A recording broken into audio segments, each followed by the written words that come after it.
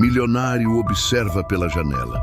Uma menina de rua rouba o brinquedo do seu filho cadeirante e foge gritando: "Duvido me pegar." Isso se repete por dias, até que ele decide segui-la.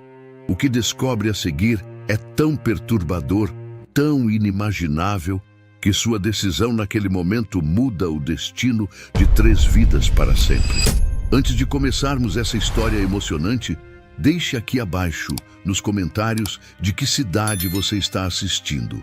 E um curtir no vídeo para continuar acompanhando. O brinquedo voou pelo ar como um míssil infantil, descrevendo um arco improvisado antes de bater no chão e rolar pela calçada. "Duvido você me pegar", gritou a menina com um sorriso torto e os cabelos desgrenhados sacudindo sob o sol de fim de tarde. Largou o brinquedo nas mãos e disparou rua abaixo, descalça, os pés duros da rua batendo nas pedras portuguesas como se fossem tambores de guerra. Uma gargalhada cortou o ar quente, ecoando entre os portões de ferro das mansões do condomínio fechado. Lá de cima, no segundo andar da casa mais imponente da rua, Renato observava. Os dedos ainda seguravam a xícara de café, mas o olhar estava fixo na imagem desconcertante. Seu filho, Davi, estava sentado na cadeira de rodas, paralisado, vendo a menina sumir na esquina com seu brinquedo. De novo. "Segurança!" vociferou, deixando a cortina balançar atrás de si. "Aquela pirralha voltou! A menina da rua! Pega ela, agora!" No térreo, câmeras ajustaram seus ângulos automaticamente. O interfone acendeu em vermelho.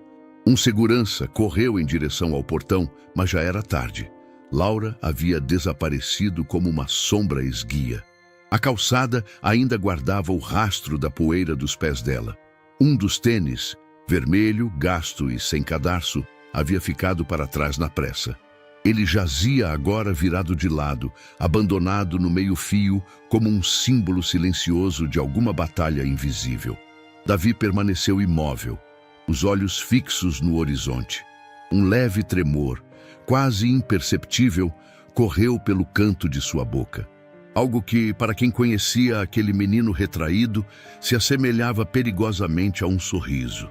"Ela está zombando de você", disse Renato mais tarde, tentando não deixar transparecer o próprio desconcerto. "É uma invasora, uma aproveitadora. Isso não pode continuar." Davi não respondeu. Não que ele fosse mudo. Não era. Mas fazia tempo que as palavras haviam desaparecido do vocabulário dele, soterradas pelo trauma de um acidente que todos chamavam de inesperado e lamentável. Do outro lado do vidro da varanda, a madrasta, Natália, assistia à conversa com um olhar de falsa compaixão e uma taça de vinho na mão. "Renato, talvez seja só uma criança querendo atenção. Essa menina vive nas ruas. É triste, claro, mas você não pode se envolver, é perigoso." Renato não respondeu. Caminhou até o jardim, pegou o tênis vermelho e girou-o nas mãos. Havia terra nos sulcos da sola, lascas de cimento, cheiro de suor e infância esquecida. Aquilo o incomodava mais do que gostaria de admitir. Do outro lado da cidade, Laura enfiava os pés num par de chinelos velhos emprestados por um catador que havia se compadecido da cena. O brinquedo, um skate de brinquedo que piscava luzes quando se movia, estava seguro na sacola que ela abraçava contra o peito. Era o 4º dia que ela roubava aquele brinquedo. Ela não sabia explicar exatamente o porquê. Talvez porque Davi nunca a perseguisse, nunca gritasse com ela, só olhava, como se quisesse entender. "Desculpa, tá?", murmurou, olhando o céu encardido. "É só um empréstimo." Na manhã seguinte, Renato ligou para o administrador do condomínio. "Quero todas as gravações das câmeras externas desde segunda-feira. Essa menina tem que ser identificada hoje mesmo." Mas os vídeos mostraram algo mais do que ele esperava. Laura não apenas invadia o bairro, ela o conhecia, sabia os pontos cegos das câmeras, entrava por uma grade solta no canteiro de obras ao lado. Passava por debaixo de uma cerca baixa com a habilidade de quem já fizera aquilo 1000 vezes. Era quase um fantasma urbano, e a cada visita não levava nada além daquele brinquedo. "O que ela quer?", murmurou Renato sozinho, diante da tela pausada onde via Laura rindo para trás enquanto corria, com Davi ao fundo. No hospital, naquela tarde, Davi teve uma breve melhora. Nenhum médico soube explicar. Só disseram que o batimento cardíaco tinha ficado mais estável, os olhos mais vivos, as mãos menos tensas. Renato começou a se perguntar: e se aquela menina não estivesse zombando? E se estivesse tentando? Naquela noite, choveu forte. O portão da mansão balançou com o vento e um segurança comentou ter visto alguém espiando do lado de fora. Renato desceu as escadas em silêncio. Caminhou até a entrada. Lá, perto do jardim, entre as plantas encharcadas, ele encontrou o que parecia ser um desenho infantil enrolado em plástico. Era Davi, numa cadeira de rodas, com um coração desenhado no peito. E atrás dele, uma menina de mãos dadas com ele. Abaixo, escrito com letra trêmula, estava: "Só queria brincar com ele." "Pai", disse Davi pela primeira vez em meses naquela noite ao ver o desenho. A palavra saiu baixa, rouca, mas clara. Renato sentiu o chão se mover sob seus pés. Do outro lado da rua, Laura observava a cena escondida atrás de uma árvore, abraçando os joelhos com o que restava do segundo tênis vermelho molhado debaixo do braço. Ela não sabia que, naquele instante, tudo começava a mudar. Ela só sabia que precisava voltar. O teto do hospital era velho, tão velho quanto as promessas que Verônica ouvira a vida inteira. Tinha manchas de infiltração em formato de mapas sem nome. Rachaduras que corriam como veias tristes por entre os rebocos mal refeitos. Às vezes, à noite, quando o silêncio engolia até o barulho dos respiradores, ela ficava imaginando que cada fenda era um caminho alternativo, uma fuga simbólica da sentença que o corpo lhe impunha. A tosse vinha seca, violenta, como se quisesse rasgar algo por dentro. O peito dela ardia. O som da máquina de oxigênio fazia companhia, mas nenhuma diferença real. E mesmo assim, o que mais doía não era o corpo. Era o fato de que Laura estava ali, sentada no banco desconfortável ao lado da maca, tentando fingir que não estava com medo. Verônica afagou os cabelos da filha com a ponta dos dedos, o toque já sem firmeza. "Laurinha, você tá comendo direitinho?" A menina assentiu em silêncio. Tinha os olhos inchados, mas não chorava. Havia aprendido que lágrimas não consertam o mundo, só o molham. "Trouxe banana hoje", disse, mostrando a fruta, já meio amassada. "Mas comi metade vindo para cá." Verônica riu, um som engasgado que virou tosse. O enfermeiro apareceu na porta com o soro novo. Olhou para a menina com um misto de pena e urgência e saiu logo em seguida. "Escuta, filha, preciso te contar uma coisa." A mão da mãe apertou a dela com mais força do que parecia possível naquele estado.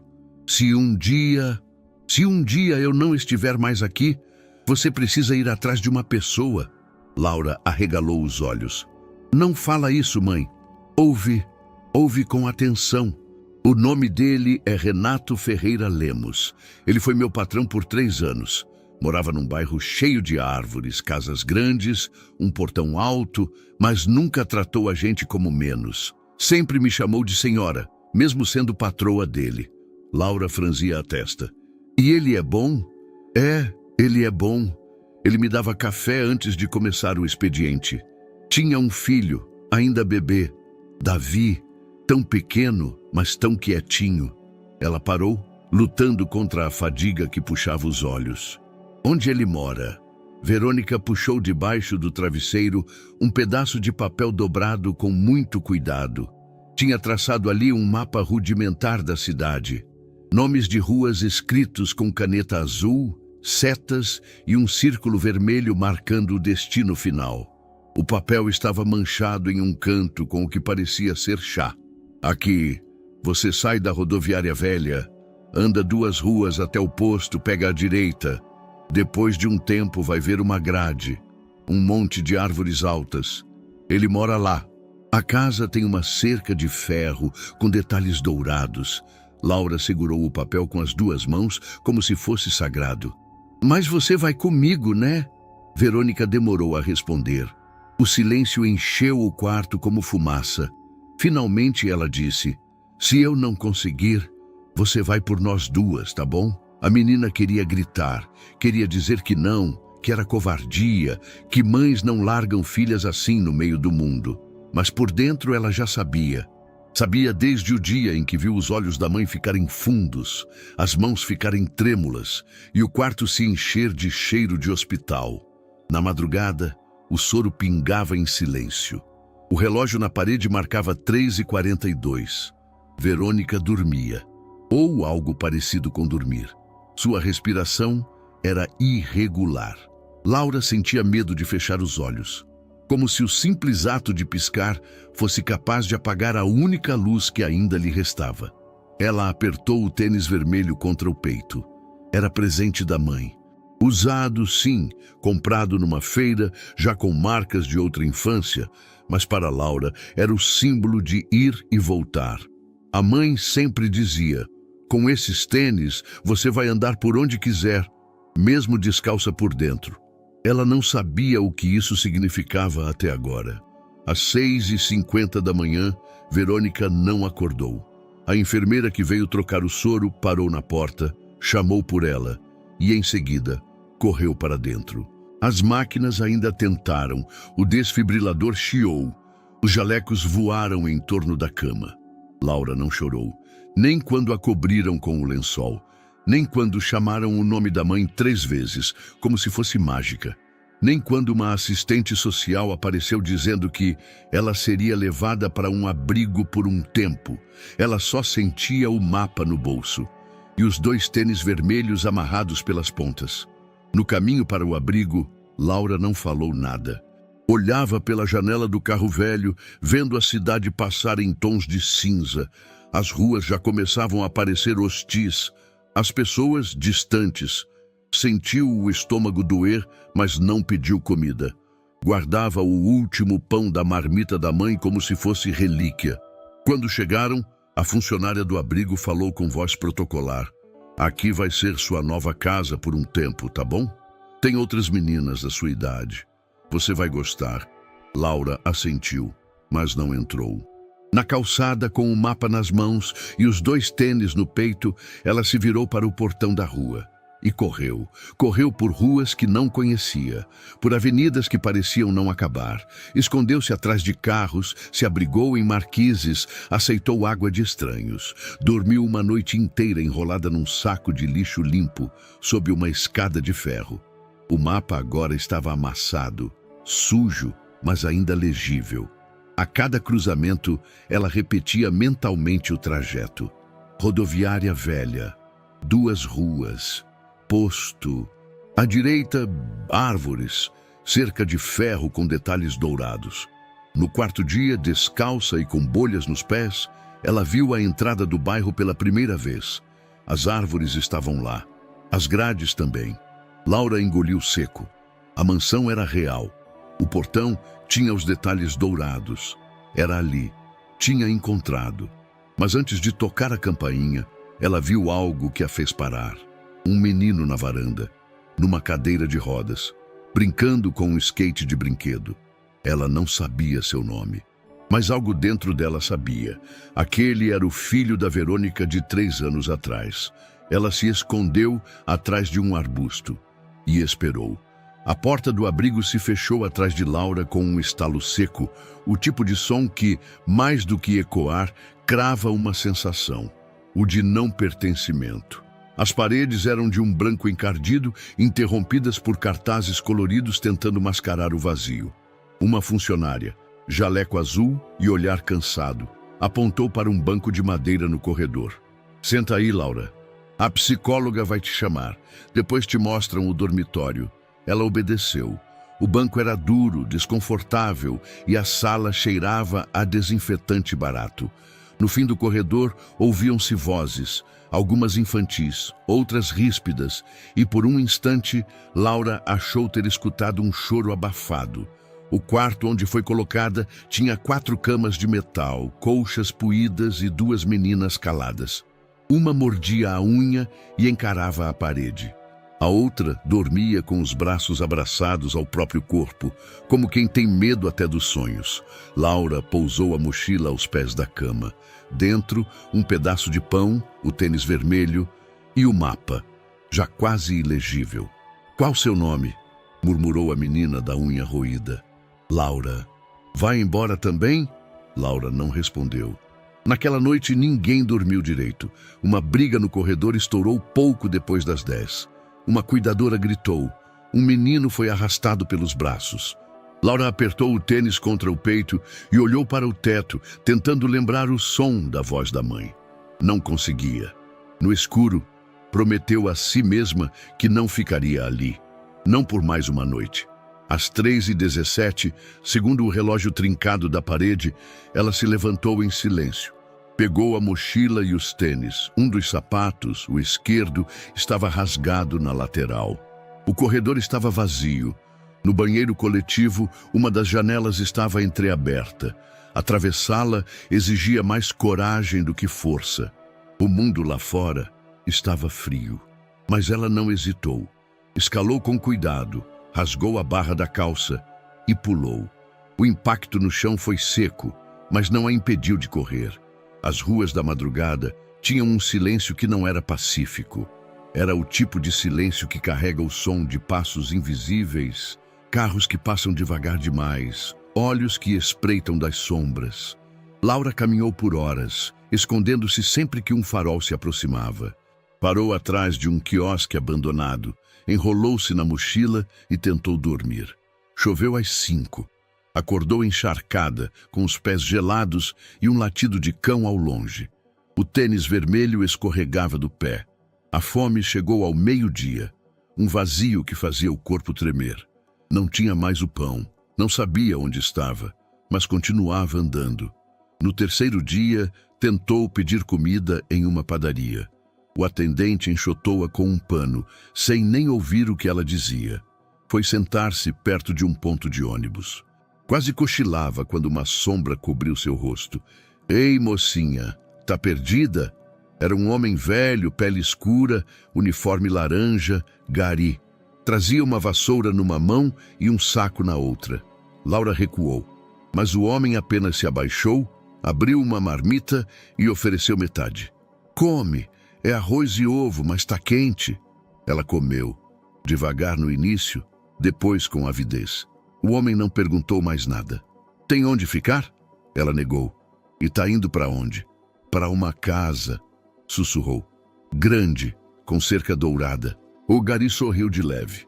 "Parece um bom lugar, vai chegar lá. Só não para de andar, tá?" Ela assentiu. Ele lhe deu uma garrafa de água e um aviso. "Evita o viaduto ali. À noite não é lugar para criança." Mais 2 dias passaram. As pernas doíam, os pés estavam machucados. O tênis vermelho agora só tinha um cadarço. Dormia por trechos, atrás de muros, em escadas de prédios comerciais. Uma noite, um homem se aproximou enquanto ela dormia. O som do zíper da mochila a acordou. Correu. Correu sem olhar para trás, sem saber se estava gritando ou só respirando alto demais. Só parou quando viu a torre de uma igreja conhecida. Estava perto, muito perto. Na manhã seguinte, o sol saiu por entre nuvens pesadas. O céu ainda guardava os tons escuros da tempestade anterior. E então ela viu as árvores, altas, ordenadas, cercando o que parecia um bairro de outro mundo. As casas ali eram tão grandes que pareciam hotéis. Os jardins, perfeitos como vitrines. E bem no meio da entrada, a grade, ferro com detalhes dourados. Laura caiu de joelhos na calçada. Não chorou. Apenas respirou fundo e sussurrou. "Cheguei, mãe." Os seguranças do portão a observaram por um tempo. Era só uma menina, descalça de um pé, com os cabelos grudados na testa e os olhos vidrados em uma das mansões à frente. Ela tirou da mochila um pedaço de papel. Era o mapa. úmido, rasgado, mas ainda legível. Levantou-se, com o tênis encharcado pendendo da mão, e caminhou. Passou pela grade como quem atravessa um portal. Um dos seguranças hesitou. Laura olhou diretamente para ele. "Quero ver o senhor Renato. Você é da rua?" Ele perguntou, surpreso com a firmeza dela. "Sou filha da Verônica." O homem estremeceu. Abriu o portão devagar e apontou para o jardim da casa ao fundo. "Espera ali." Laura andou até o local indicado e se sentou numa pedra do jardim, o tênis vermelho ainda pingando chuva. Esperou. A esperança nos olhos era o que mais chamava a atenção. Mesmo depois de tudo, ela ainda esperava. Esperava que alguém, enfim, dissesse que ela podia ficar. O portão se abriu com um rangido lento, como se até o metal hesitasse em permitir a entrada de alguém como ela. Laura passou pela abertura com passos tímidos. A mansão diante dela parecia maior agora que vista de perto, quase absurda. Os vidros refletiam a luz da manhã como espelhos, e as colunas brancas lembravam algo que só tinha visto em revistas velhas da biblioteca da escola. O segurança a acompanhava de perto. Era um homem alto, de rosto fechado, mas algo em seu olhar havia mudado desde que ouvira o nome. "Fica aqui, sentada", disse, indicando um banco de pedra próximo ao jardim lateral. "Não sai do lugar, entendeu?" Ela assentiu, sentando-se devagar. As pernas doíam, o tênis vermelho ainda úmido escorregava no pé. O outro, rasgado, estava dentro da mochila. O segurança se afastou, pegou o rádio preso ao cinto e falou em voz baixa, caminhando em direção à casa. Lá dentro, o sistema de segurança ativava automaticamente as câmeras externas. No segundo andar, Natália cruzava o corredor de mármore com uma taça de suco nas mãos. Quando passou pela central de segurança, a imagem da menina sentada do lado de fora lhe chamou a atenção. Ela recuou. "Quem é essa?" O técnico responsável hesitou. "Uma menina apareceu agora há pouco. Disse que quer falar com o senhor Renato. Mencionou uma tal de Verônica." Natália franziu o senho. "Verônica? Parece que era empregada da casa há alguns anos." A mulher não disse nada. Apenas observou a tela por alguns segundos. "Não deixe ela entrar", disse fria. "E me avise se ela tentar se aproximar do menino." Davi estava na varanda dos fundos, os olhos vagando pelo jardim. Desde o acidente, passava boa parte do tempo ali, em silêncio, entre as plantas e os brinquedos que não usava mais. As enfermeiras diziam que o ar livre o acalmava. Renato insistia para que ele ficasse exposto ao sol, mas naquela manhã o menino parecia inquieto. Seu olhar, geralmente perdido no nada, agora estava fixo em um ponto específico, a lateral da casa. Lá, atrás de uma fileira de arbustos, uma menina muito magra sentava-se sozinha, suja, com um tênis vermelho no pé e o outro ausente. O rosto cansado, mas atento. Davi inclinou levemente a cabeça e sorriu. Lá embaixo, Laura não viu o sorriso, mas sentiu algo. Um arrepio, talvez.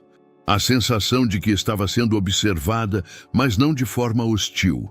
Era como se o olhar que vinha da casa fosse diferente de todos os outros que recebera nos últimos dias. Não de desprezo, não de julgamento, curiosidade talvez, ou reconhecimento.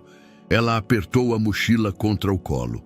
"Vai dar certo", sussurrou para si mesma. Dentro da mansão, Renato descia as escadas apressado. O segurança o havia chamado com urgência. A voz do homem tremia um pouco, coisa rara para alguém como ele. "Senhor, desculpe o incômodo, mas tem uma menina lá fora. Diz que é filha da Verônica. Insistiu que precisa falar com o senhor." Renato parou no meio do corredor. O nome bateu como um soco no peito. "Verônica?" "Sim, senhor. Aquela senhora que trabalhava aqui antes da dona Natália entrar." Renato ficou em silêncio por um momento. Depois, caminhou até a porta de entrada. Abriu devagar e viu. A imagem da menina o surpreendeu mais do que ele imaginava. Era pequena, muito magra, com os cabelos grudados de suor e poeira. O tênis vermelho chamava a atenção como uma mancha viva num ambiente limpo demais. Ela levantou-se ao vê-lo. "Oi?", disse num fio de voz. "Você é o Sr. Renato?" "Sim", respondeu ainda confuso. "E você disse que é filha da Verônica?" Ela assentiu. "Minha mãe mandou eu vir, antes de... Não terminou a frase, mas não precisou. Renato franziu o senho, passou a mão no rosto. O nome de Verônica mexia com algo antigo nele, uma memória que ele nunca fechou direito. "E onde está sua mãe agora?" "No céu." Silêncio. Natália apareceu na porta, os braços cruzados, sorriso congelado. "Amor, está tudo bem?" "Essa menina diz ser filha da Verônica", respondeu Renato, sem tirar os olhos de Laura. Natália se aproximou, rápida. "E o que ela está fazendo aqui? Como conseguiu entrar?" "Ela não entrou, só pediu para falar comigo", respondeu o segurança, hesitante. Natália sorriu para Laura com os lábios, mas não com os olhos. "Querida, sinto muito pelo que aconteceu com sua mãe, mas aqui não é lugar para você. Há abrigos, instituições próprias." "Ela veio procurar ajuda", interrompeu Renato. "E a Verônica era da casa, por 3 anos. E saiu por conta própria", rebateu Natália. "Vamos resolver isso com cuidado, certo? Sem envolvimento emocional." Renato encarou a esposa por um instante. Depois, olhou de volta para Laura. "Você tem onde ficar?" A menina balançou a cabeça em negação. "Eu estava num abrigo, fugi." "Fugiu? Minha mãe disse que aqui era onde eu ia estar segura, onde alguém ia lembrar dela." Renato respirou fundo, não sabia o que fazer. Tudo era rápido demais, mas também havia algo nos olhos da menina, algo que lembrava Verônica. No andar de cima, Davi continuava observando, agora com as mãos nos apoios da cadeira. Seu peito subia e descia mais rápido do que o normal. A menina olhou para ele como se soubesse e acenou. Davi acenou de volta. "Eu não posso te deixar entrar agora", disse Renato, voltando à realidade. "Preciso verificar algumas coisas. Você tem documentos?" Ela tirou do bolso um papel amassado.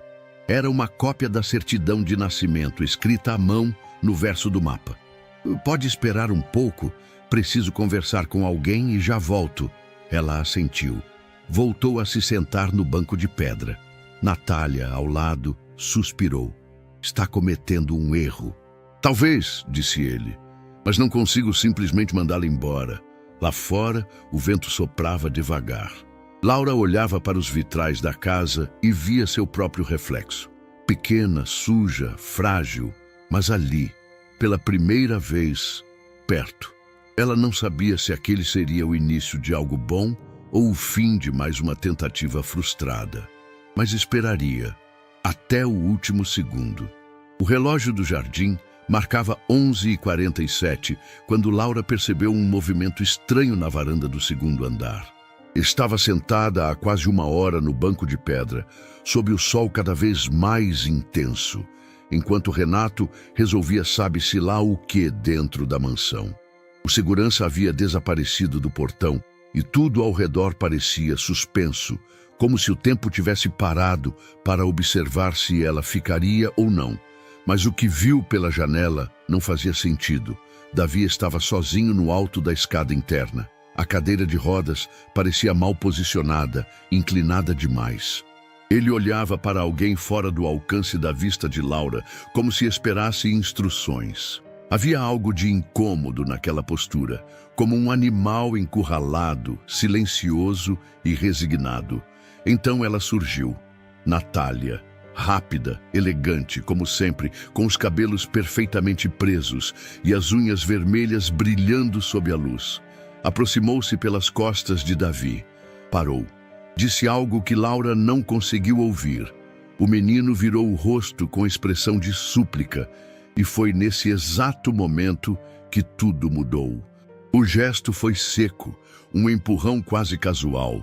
Davi despencou da cadeira como um boneco de pano. A cadeira seguiu junto, quicando nos degraus, fazendo um barulho que, mesmo com o vidro fechado, chegou até o jardim. Laura se levantou num pulo, os olhos arregalados, a boca aberta em um grito que não saiu. O corpo de Davi caiu imóvel no chão de mármore do térreo. Por um segundo, tudo ficou em silêncio. Então, Natália desceu as escadas gritando: "Meu Deus, Davi, alguém me ajuda!" O som ecoou pela casa, agudo, desesperado. Ela se jogou ao lado do corpo do menino, chorando histericamente, batendo no próprio peito, encenando uma tragédia. Laura, ainda em choque, deu 2 passos para trás e pisou em um galho seco. Crac! A cabeça de Natália virou na direção da janela. Os olhos das duas se encontraram. A expressão de Natália mudou no mesmo instante. O choro parou. Os olhos se estreitaram. Reconhecimento. Perigo. A máscara de desespero caiu por um segundo, revelando o rosto de uma predadora. Laura soube que precisava correr. Agora. Virou-se e disparou em direção aos fundos do jardim. Passou por arbustos, tropeçou em uma raiz, quase caiu. O coração batia como um tambor dentro do peito. Atrás dela, ouviu o som de um vidro quebrando. Natália forçava uma porta lateral para sair por outro acesso. Laura não sabia o caminho, não conhecia os atalhos, mas sabia que precisava sair dali, agora. Chegou até um portão de ferro lateral trancado com uma corrente. Subiu nele como podia, rasgando a calça no processo. Do outro lado, havia uma área em construção, com entulhos, madeira empilhada e poeira. Saltou. O impacto a jogou no chão. Rolou e se levantou rápido, sentindo o joelho arder. Olhou para trás. Natália surgia atrás do portão, os cabelos soltos, desfigurada pelo ódio. Ainda não havia gritado. Estava tentando conter a explosão. Uma mulher como ela não gostava de perder o controle. Mas havia visto. Laura tinha visto tudo. A menina correu sem pensar, passou por um monte de sacos de cimento, atravessou um tapume meio solto e caiu direto numa viela estreita entre 2 muros altos. O chão ali era de terra batida, escorregadio. Passou por uma escada encostada, uma lata de tinta aberta e, por fim, alcançou a rua lateral do condomínio. De lá, não olhou para trás. Correu por 2 quarteirões antes de parar. Os pulmões queimavam. O coração parecia fora de compasso. Encostou-se a um poste. Tentou respirar. As mãos tremiam. Tinha visto. Ela tinha visto. Na mansão, Natália voltou para dentro, os olhos fervendo. O segurança corria pelos corredores. Renato, em pânico, tentava falar com a ambulância. "Ele caiu da escada!"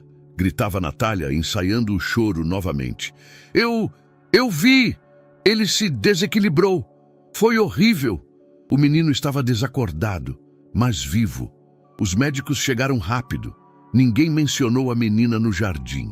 Na calçada, escondida atrás de um carro estacionado, Laura observava tudo. Via a ambulância sair, via Natália abraçar Renato fingindo desespero, via o portão da mansão se fechar. Estava suja, com sangue seco no joelho, os dedos arranhados e um tênis rasgado. Mas estava viva e carregava um segredo que ninguém mais tinha. O cheiro de cimento fresco e madeira mofada era o que mais marcava aquelas madrugadas. Laura, encolhida entre pilhas de tijolos em uma casa inacabada, usava uma lona plástica como cobertor improvisado. Não havia luz, tampouco segurança, mas havia silêncio. E isso por hora bastava. Desde o dia do acidente, ela não ousava se aproximar da mansão. Natália a vira. Disso tinha certeza, e se a mulher estava disposta a empurrar um menino indefeso de uma escada, o que faria com uma menina de rua que vira tudo? Laura se manteve afastada. Observava de longe. Dormia durante o dia quando era mais seguro. À noite, andava, em busca de comida, de abrigo, de respostas. No 3º dia, encontrou um pacote de bolachas quebradas num lixo atrás de um supermercado. Comeu devagar, racionando migalhas como quem guarda tesouros. Bebia água de torneiras de construção. Um pedreiro deu-lhe uma banana sem perguntar nada. A maioria fingia que ela não existia. Ela já estava acostumada com isso. Numa manhã, Explorando um terreno abandonado, viu algo curioso no fundo de uma lixeira escolar. Um celular. Estava trincado, com a tela parcialmente quebrada, mas ao apertar o botão lateral, a luz acendeu. Funcionava. Não tinha chip nem internet, mas o modo câmera ainda estava ativo. Laura segurou o aparelho como quem encontra uma arma carregada. Agora tinha uma chance. Naquela noite, voltou ao esconderijo com o celular no colo e um caderno que havia achado dias antes, ainda com algumas folhas em branco. Pegou uma caneta e começou a desenhar, página por página. Primeiro a escada, depois Davi em sua cadeira. Em seguida, Natália se aproximando e o empurrão. Laura não era artista, mas seus traços eram firmes, duros, quase dolorosos de olhar. Cada risco trazia lembranças. O som seco da cadeira quicando nos degraus, o corpo de Davi caindo sem um grito. Na última página desenhou a si mesma, escondida observando. Embaixo escreveu: "Eu vi tudo". Na manhã seguinte, o sol mal havia nascido quando ela decidiu que era hora. Enrolou o celular num pano velho e o escondeu na mochila. Prendeu os cadarços do tênis vermelho como podia. O outro pé estava com um chinelo furado. Atravessou a cidade pelas sombras, sempre atenta aos faróis, aos passos, aos barulhos. Chegou ao muro da casa por volta das 10 da manhã. O portão principal estava fechado, mas ela já sabia de uma passagem lateral por onde havia fugido dias antes, entre os tapumes da obra ao lado e a cerca viva do jardim. Esperou meia hora até ter certeza de que nenhum dos seguranças rondava aquela área e entrou. Rastejou pela lateral do terreno, sujando-se de terra. Escutava vozes ao longe, vindo de dentro da casa. Conseguiu ver pela janela da cozinha uma movimentação. Natália de costas, falando ao telefone com um copo de vinho na mão, mesmo tão cedo. Laura se escondeu atrás de uma árvore, respirou fundo e ligou a câmera. A gravação começou com tremores. As mãos suadas dificultavam manter o aparelho estável, mas logo ela se ajustou, apoiando-o sobre uma pedra virado para a varanda. Ficou ali, em silêncio absoluto, esperando algo acontecer, algo que pudesse servir como prova. Um deslize, uma frase, um gesto. Mas a janela se fechou. Natália havia saído da cozinha. Laura rastejou até a lateral da casa. Avistou o corredor interno. Perto da sala, ouviu passos. Duas vozes discutiam. Não temos como saber se ela contou para alguém. Eu já disse que não viu direito. Era só uma menina suja, uma pirralha. Mesmo assim. E se ela voltar? Então a gente dá um jeito. A voz era de Natália. E aquela frase, então a gente dá um jeito. Laura apertou o botão de gravação novamente. A câmera pegou apenas o áudio, mas era nítido. Havia medo na outra voz. Pressão, conspiração, não era o suficiente, mas era um começo. De repente, um celular tocou dentro da casa. Natália atendeu rapidamente. Oi, amor, já saiu do hospital? Ah, graças a Deus. Como ele tá? Ainda sedado? Certo. Tá, te espero para almoçar. Silêncio. Depois, com a voz baixa. Vai dar tudo certo. Davi vai ficar bem. Só precisa descansar e esquecer. Laura desligou a gravação. Sabia que não podia continuar ali. Os riscos eram grandes demais.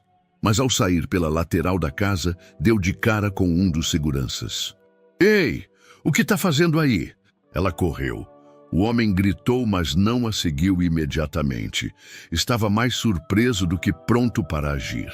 A menina atravessou o jardim como um vulto. Pulou novamente o portão lateral e desapareceu entre os tapumes da obra. Correu por 3 quarteirões, só parando quando não via mais nada da mansão. Enfiou-se entre 2 contêineres de entulho e desabou. Mas desta vez, chorou. Não de medo, de raiva. Ela tinha um vídeo, tinha parte da verdade. E agora sabia, precisava voltar, quantas vezes fosse necessário. Laura voltou pela 3ª vez, dessa vez mais cautelosa. Não havia mais espaço para sorte. Sabia os horários de troca dos seguranças, os momentos em que a casa parecia esvaziar, e já identificara o ponto cego entre os fundos do jardim e a lateral do canil. O celular ainda funcionava, mas o microfone estava fraco. Testou com sua própria voz e soava abafado. Ela precisava estar perto, muito perto. Era uma terça-feira nublada quando ela entrou novamente. O ar estava denso, a umidade grudava na pele. Laura, escondida atrás de uma moita de hibiscos, viu Natália caminhar pelo jardim, falando ao celular com alguém que parecia estar irritado. "Eu já disse que vai dar certo", sibilava a mulher. "Ele ainda está em coma, não lembra de nada. A médica disse que vai ficar em observação por mais 2 dias. Tempo mais do que suficiente." Pausa. "Claro que mandei manipular. O mesmo de antes. Baixa a imunidade, mantém ele fraco, ninguém vai desconfiar. A mãe dele, morta. O pai, ingênuo demais." Laura ativou o celular com as mãos trêmulas. A gravação começou a captar a conversa entrecortada. O áudio oscilava, mas algumas palavras se destacavam nítidas. "Manipular, manter ele fraco, ninguém vai desconfiar." A menina sentiu o estômago embrulhar. Não me liga mais por essa linha", continuou Natália, olhando ao redor. "A gente se encontra no estacionamento da clínica, como antes. Só traga o frasco. Quero ver com meus próprios olhos." Ela desligou. Ficou parada por um momento. E então, como se percebesse algo, virou o rosto levemente. Laura se encolheu, mas a mulher apenas entrou de volta na casa. A menina não sabia se chorava ou gritava. Sua mente repetia os fragmentos da conversa como um mantra sujo. Manipular. Manter ele fraco. Davi não estava apenas em perigo. Ele estava sendo sabotado por quem todos confiavam. Com o celular no bolso e o coração acelerado, Laura correu para o portão dos fundos. Havia um segurança novo ali, um homem que ela nunca vira antes. Rosto redondo, jovem, parecia mais distraído que os outros. "Por favor", disse se aproximando. "Eu sei que não devia estar aqui, mas preciso mostrar uma coisa." O homem arregalou os olhos. "Você? Tá maluca? Vai embora antes que alguém veja." "Escuta", insistiu ela, tirando o celular do bolso. "Eu tenho uma gravação. Ela tá tentando machucar o menino. Tá dando coisa nos remédios dele." Ele olhou ao redor, abaixou o tom de voz. "O que você tá dizendo?" "Escuta, por favor." Ela implorou, apertando o play. O som saiu abafado, mas aos 14 segundos, a voz de Natália era clara. "Claro que mandei manipular. O mesmo de antes. Mantém ele fraco." O segurança empalideceu. Isso é grave. Então ajuda ele. Mostra pro pai dele. Ele precisa saber. Espera, vou chamar alguém de dentro. Talvez o seu Renato." Mas antes que ele pudesse dar 2 passos, a porta da lateral da casa se abriu. Natália. Ela caminhava com passos firmes, o salto ecoando no piso de pedra. O sorriso era fino, perigoso. "Olha só." A pequena invasora voltou. O segurança endireitou a postura, guardando o celular no bolso. Mas era tarde. Natália já havia percebido. "O que ela está fazendo aqui?" perguntou, a voz levemente elevada, mas ainda educada. "Eu pedi que qualquer aproximação fosse imediatamente reportada. Ela só queria falar com o Sr. Renato, senhora. Disse que era urgente. E desde quando o funcionário questiona a ordem de morador?" O homem recuou um passo. Natália se virou para Laura. "Você tem coragem, garota. Invadindo propriedade privada de novo. Se isso continuar, vou chamar a polícia e registrar boletim." "Você quer isso?" Laura não respondeu, mas seus olhos estavam fixos nos dela. Firmes. "Eu sei o que você fez", disse quase num sussurro. Natália inclinou o rosto. "Sabe o que mais eu sei? Que ninguém acreditaria em uma menina de rua sem família, sem lar, sem histórico limpo. E sabe por quê? Porque você não é ninguém. É só mais uma criança com imaginação fértil." A ameaça veio num tom calmo, quase maternal. Isso tornou ainda mais apavorante. "Agora desapareça e não volte mais." Laura não se moveu, mas o segurança colocou a mão em seu ombro, gentil. Vai antes que piore. Eu não vi nada, tá? Vai. Ela caminhou em silêncio até a saída.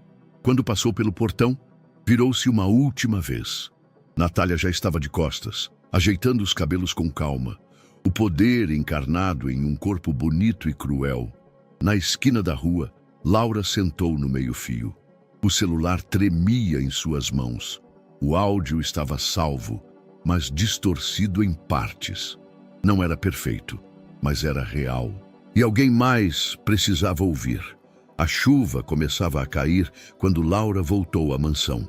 As gotas finas escorriam por seu rosto sujo, confundindo-se com as lágrimas que ela tentava conter.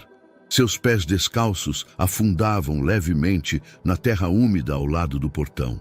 O celular com a gravação estava escondido dentro da roupa, preso com fita à cintura. Um improviso tosco, mas seguro. Desta vez, ela não queria correr o risco de perder nada. Ela sabia que não teria outra chance. Aguardou por horas entre os arbustos do jardim lateral, protegida por uma sombra de árvore, até ver um carro preto parar na frente da casa. Renato desceu com uma expressão cansada, gravata frouxa, o olhar perdido. Laura respirou fundo, tomou coragem e correu até o portão. "Senhor Renato!" gritou, a voz rasgando a chuva. "Por favor, é importante." Ele se assustou no primeiro momento, mas reconheceu o rosto. Mesmo mais sujo, mais magro, mais abatido. "Laura, eu preciso falar com o senhor. Só por 1 minuto, é sério. É sobre o Davi." O segurança do lado hesitou. Renato levantou a mão, interrompendo qualquer reação. "Deixa ela entrar." Minutos depois, estavam sob o alpendre da casa, com a chuva martelando as telhas. Laura tremia, mas não era só de frio, estava nervosa, sabia o peso do que carregava. "Eu gravei ela, a Natália, falando que mandou manipular os remédios do Davi. Eu ouvi, ela está tentando manter ele doente." Renato arregalou os olhos. "O que você está dizendo?" "É verdade, eu tenho a gravação aqui. Tá ruim, mas dá para entender. Ela falou do médico, disse que ninguém desconfiaria." Laura puxou o celular com mãos trêmulas e mostrou a gravação. O áudio rodou por quase 1 minuto. Era cheio de ruídos e muitas frases eram inaudíveis, mas aos 28 segundos a voz de Natália se destacava, mais limpa. "Manter ele fraco. Ninguém vai desconfiar. O mesmo de antes." Renato franziu o senho. "Isso é..." Mas antes que pudesse terminar a frase, a porta se abriu atrás deles. "Renato, o que essa menina está fazendo aqui outra vez?" Natália surgiu, com uma taça de vinho e um olhar que, apesar do tom doce, estava afiado como lâmina. Laura deu um passo para trás, mas não se calou. "Eu mostrei para ele a gravação! Ele ouviu!" Natália riu, um som breve e sem alegria. "Gravação? Está me espionando agora, querida? Isso está ficando perigoso." Ela virou-se para Renato, suavizando a expressão. "Amor," ela invadiu de novo, "vive rondando essa casa. Já ameaçou um dos funcionários e agora inventa histórias de conspiração? Pelo amor de Deus, isso já virou delírio. É uma criança traumatizada, de rua. Olha o estado dela." Renato permaneceu em silêncio. Os olhos dele iam de Natália para Laura e de volta para o celular. "Ela está mentindo," Laura insistiu. "Ela empurrou o Davi, eu vi, e agora está envenenando ele com remédio manipulado." "Isso é grave," murmurou Renato. "Muito grave." "E completamente infundado," cortou Natália. "Amor, essa menina precisa de ajuda, mas não é sua responsabilidade. Vamos entregar ela para as autoridades. Que tal um psicólogo, um abrigo seguro? Já passou da hora disso." Laura sentiu o chão tremer. Renato suspirou. Eu não sei mais o que pensar. Você chega com essas acusações, essa gravação que mal dá para entender, e eu estou tentando lidar com o estado do meu filho." "Então você acha que eu estou inventando?" Ela perguntou, a voz falhando. "Eu não sei," disse ele honestamente. "Só sei que tudo isso é demais. e que você precisa descansar, comer, ficar segura. Mas aqui não posso mais permitir que entre assim. O golpe foi pior do que qualquer tapa. Laura sentiu as pernas fraquejarem. Natália deu um passo à frente e abriu a porta. Vai, querida. Deixa esse homem em paz. Ele tem problemas reais. Laura encarou Renato uma última vez. Os olhos dele estavam marejados, mas firmes. Ela colocou o celular de volta no bolso. Caminhou devagar pelo jardim. Parou perto de uma flor que sua mãe ajudara a plantar anos atrás. Puxou o tênis vermelho do pé, o único que ainda usava, e o deixou ali, entre a grama molhada. Se um dia lembrar da Verônica, lembra de mim também, disse sem se virar, e então sumiu pela chuva. Renato ficou parado no alpendre, observando o tênis afundar na terra encharcada. Não disse nada, mas algo dentro dele começava a rachar. Laura não sabia exatamente como chegou até ali. Depois de deixar o tênis no jardim de Renato, andou sem rumo por horas. Sentia-se vazia, como se uma parte dela tivesse sido enterrada com aquele calçado. Com os pés descalços e os pensamentos acelerados, cruzou bairros sem nome, becos lamacentos e praças esquecidas. No bolso, o celular continuava lá, a única coisa que restava. Foi no final da tarde, já quando o sol sumia por trás dos prédios tortos da Zona Leste, que ela se sentou nos degraus de uma antiga unidade de saúde. Reconhecia aquele lugar. Sua mãe trabalhara ali, anos atrás, como auxiliar de limpeza. A estrutura era precária, mas Verônica gostava da rotina. Dizia que, mesmo entre os doentes, havia algo de vida nos corredores hospitalares. Laura apertou o celular contra o peito e entrou. A unidade estava quase vazia. Uma recepcionista velha cochilava atrás do balcão e o único som vinha de uma televisão pequena ligada no noticiário. Laura aproximou-se devagar, olhando para os crachás expostos no mural. Ali estava o nome: Adelaide Pires, técnica de enfermagem. Lembrou-se da mãe mencionando aquela mulher mais de uma vez. Adelaide tem mãos de algodão e coração de ferro. Bateu levemente na porta de uma das salas. A voz veio abafada de dentro. Pode entrar. Laura empurrou com cuidado.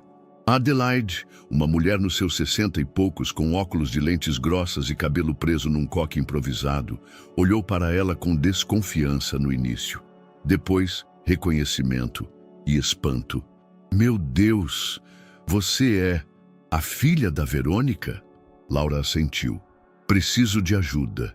Sentaram-se num canto da sala com a porta fechada. Laura contou tudo. Do hospital, da morte da mãe, da mansão, do acidente de Davi, das invasões, da gravação. Adelaide não interrompeu uma vez. Ouviu com atenção absoluta. Quando terminou, a mulher suspirou fundo.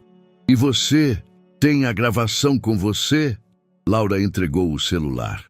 Adelaide conectou a um notebook antigo com o cabo USB remendado por fita adesiva. Mexeu por alguns minutos. O programa de edição era simples, mas eficaz.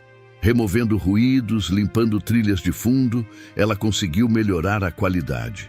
A frase de Natália surgiu, clara como cristal. Claro que mandei manipular.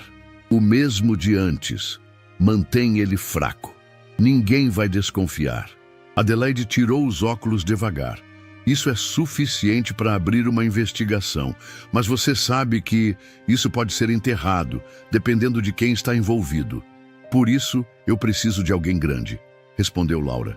Alguém que escute, um jornalista, ou o pai do menino. Ele precisa ouvir de novo. Ele já ouviu, não? Sim, mas ela fez ele duvidar. Adelaide pensou por um instante. Talvez não precisemos escolher. Podemos fazer os dois.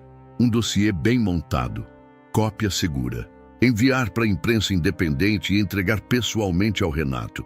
Só que precisamos de provas mais robustas. Quem manipulou o remédio? Laura hesitou. Ela mencionou um médico, não disse nome, mas falou da clínica e de um frasco.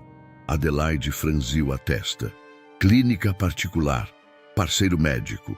Ela levantou-se, caminhou até um armário metálico e puxou um fichário grosso. Espera aí. Se for quem eu estou pensando...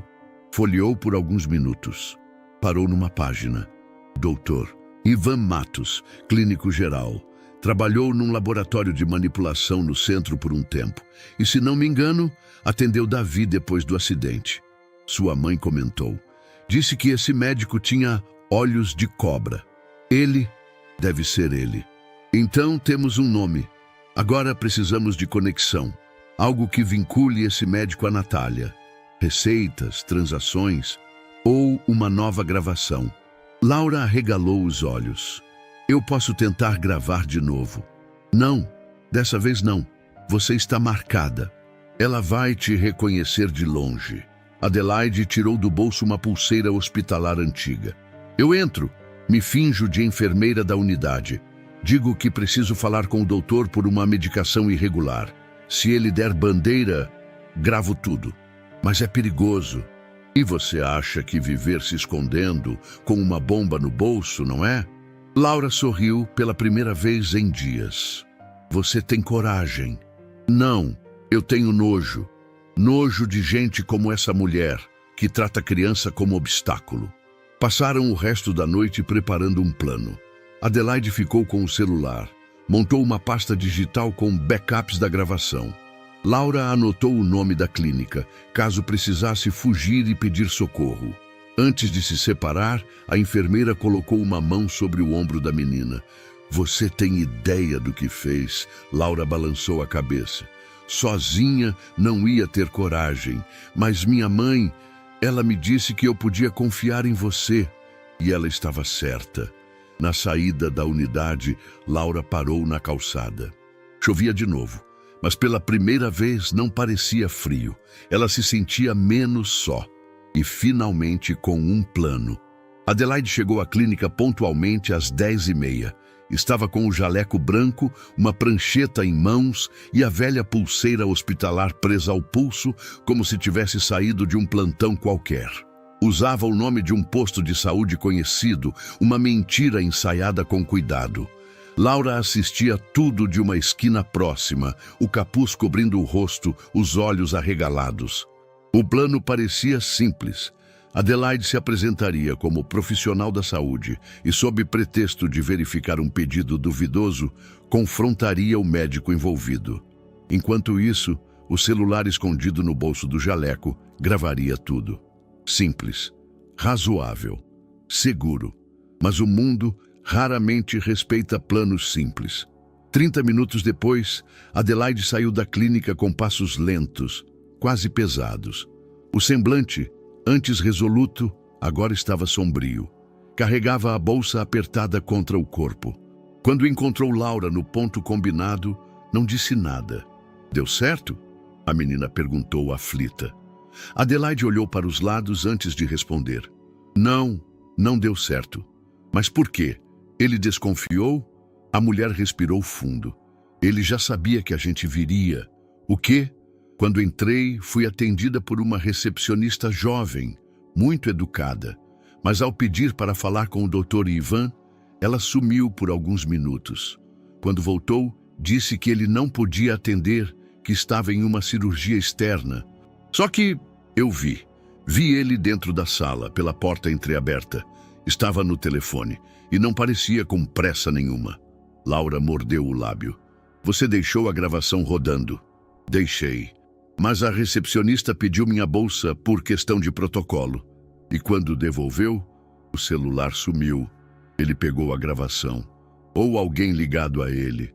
Não importa. Fomos descobertas. Laura recuou 2 passos. O mundo girava ao seu redor como se tudo estivesse de cabeça para baixo. Mas, e agora? A gente perdeu tudo. A gente perdeu tempo, disse Adelaide séria. E talvez segurança. Ela puxou um papel do bolso. Era um panfleto de uma feira escolar. O nome de um colégio estava circulado em vermelho. O Davi estuda aqui. Está afastado desde o acidente, mas se o médico está manipulando os remédios, é provável que em breve eles o levem de volta, murmurou. Eles vão tentar reintroduzi-lo no ambiente como se nada tivesse acontecido. Ele precisa saber, disse Laura. Ele viu o que aconteceu. Ele lembra.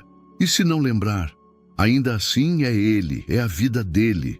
Adelaide fitou os olhos da menina. Por um instante, algo nela vacilou.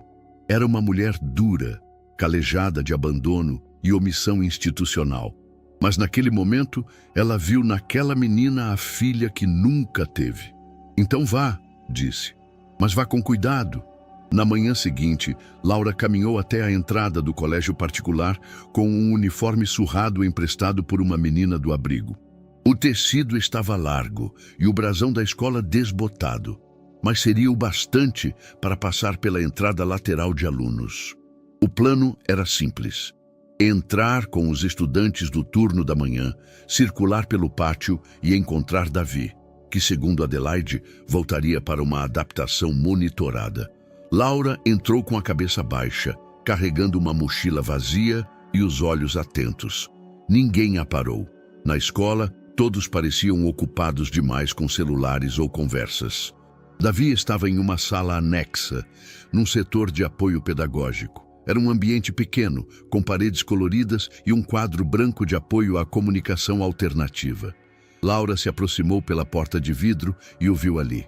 O mesmo menino da varanda, da escada, do silêncio. Estava mais pálido, mas acordado, e parecia estar esperando. Ela entrou devagar, sem bater. "Oi", sussurrou. Davi virou o rosto. Os olhos se abriram lentamente, como quem reconhece algo que não via há muito tempo. "Sou eu, a menina do brinquedo, a do jardim, lembra?" Ele não respondeu, mas piscou 2 vezes. Laura se aproximou. Havia um quadro branco sobre a mesa ao lado. Pegou o pincel e empurrou para ele. "Escreve o que lembrar. Qualquer coisa." Ele hesitou. Depois segurou o pincel com a mão trêmula e escreveu com esforço. "Você." Laura se emocionou. "Você lembra, né? A escada. Ela empurrou você. Ela finge que cuida, mas está machucando você." Davi olhou nos olhos dela. Depois pegou o pincel novamente. Escreveu devagar. "Ela salvou minha vida." O mundo parou por um instante. Laura sentiu o peito se encher de algo que não sabia nomear. Era dor, alívio, raiva, esperança, tudo ao mesmo tempo. Mas o momento durou pouco. A porta se abriu de repente. Uma pedagoga entrou, seguida por Natália. "O que essa menina está fazendo aqui?" gritou a mulher com os olhos faiscando. Laura recuou. A pedagoga avançou. "Você é aluna? Qual o seu nome?" Natália viu o que estava escrito no quadro. Travou. "Saia. Agora, antes que eu chame a polícia. Essa escola é privada, você invadiu." Laura não disse nada. Correu para fora, sem olhar para trás. Não porque estava com medo, mas porque já tinha o que precisava. Davi lembrava. E agora, não era mais só ela contra o mundo. Renato sentia que havia algo errado com Davi. O menino parecia mais apagado do que nunca. Seus olhos, outrora atentos mesmo no silêncio, agora pareciam fundos, opacos. Os médicos chamavam de quadro instável, recuperação lenta, resposta emocional ao trauma. Mas Renato, no fundo, não conseguia aceitar essas explicações. As mãos do filho tremiam às vezes. O olhar se perdia no teto por longos minutos. As reações ao estímulo, que tinham começado a melhorar semanas antes, agora regrediam. E o mais estranho, Davi passou a resistir aos toques. Quando Renato se aproximava, o menino se retraía como quem esperava um golpe invisível. Na terceira noite seguida, sem conseguir dormir, Renato foi até o quarto de Davi às 2 da manhã. Sentou-se ao lado da cama, em silêncio. O filho respirava com dificuldade, mesmo sem febre. Ali, no escuro, lembrou-se de Laura. Lembrou-se do que ela disse. Ela empurrou ele. "Ela está dando coisa nos remédios." Fechou os olhos. Será? No dia seguinte, Renato decidiu caminhar pelo jardim. Não para relaxar, mas para pensar. Precisava de ar. Precisava de distância de tudo que estava sendo dito e feito dentro da casa. Ele não suportava mais a leveza artificial da voz de Natália, nem sua súbita dedicação exagerada aos cuidados de Davi. Foi quando viu, atrás de uma moita de lavanda, no canto do canteiro mais antigo, havia um objeto parcialmente enterrado no barro. Agachou-se, puxou com cuidado. Era um tênis vermelho, encharcado, rasgado, mas inconfundível. Ao lado dele, embrulhado em um saco plástico sujo, estava um pedaço de papel dobrado. Renato abriu. Um desenho infantil, feito com traços duros, mas precisos. Uma escada, uma cadeira de rodas em queda, uma mulher de cabelo preso atrás empurrando, e uma menina com os olhos arregalados observando de longe. Na parte de trás, escrito com letra infantil, foi ela. Renato sentiu o corpo gelar. Ele levou o desenho para o escritório e o colocou sobre a mesa. Olhou por longos minutos tentando negar o que via, tentando encaixar aquilo como mais uma loucura, uma coincidência, uma mentira infantil. Mas algo em seu íntimo começava a desmoronar. Lembrava de Verônica. Lembrava de como ela falava do menino, mesmo anos depois de deixar a casa. Lembrava da honestidade nos olhos dela. E agora havia Laura, teimosa, assustada, mas convicta. E se não fosse invenção? Ao final daquela tarde, Renato foi até o armário de medicamentos. Pediu que Natália não o acompanhasse. Disse que precisava organizar o cronograma de Davi. Ela sorriu, solícita como sempre. Claro, querido, se precisar de mim, estarei no quarto de leitura. O armário estava trancado com uma pequena senha digital. Código que apenas ele e Natália sabiam. Digitou, abriu e encontrou a fileira dos frascos usados na rotina do filho. Leu os rótulos. Algo não batia.